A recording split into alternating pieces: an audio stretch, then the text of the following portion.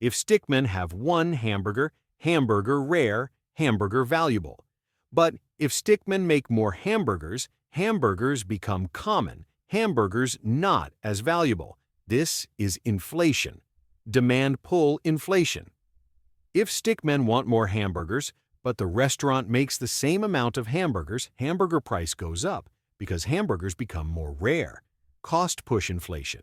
If hamburger demand stays the same, but the restaurant makes fewer hamburgers, hamburger price goes up because hamburgers become more rare and more expensive to make. Stickman buys hamburger. Stickman eats hamburger. Life is good. Stickman tells other stickmen about the hamburger place. More stickmen want hamburgers. Restaurant wants to make more hamburgers, so it needs more ingredients. But ingredients become more expensive, so the restaurant raises hamburger prices to cover the cost. This is inflation. Monetary inflation.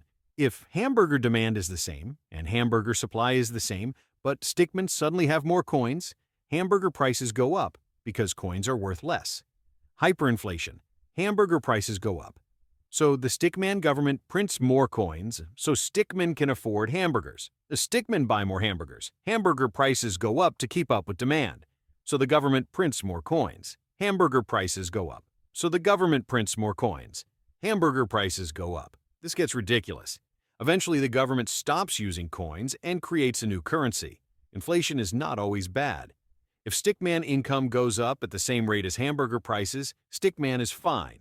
If stickman income goes up but hamburger prices stay the same, stickman gets rich.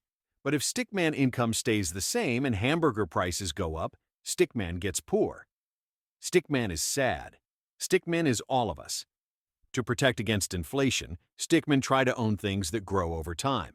Because money loses value, but assets can grow. Sometimes inflation gets really crazy. Please subscribe.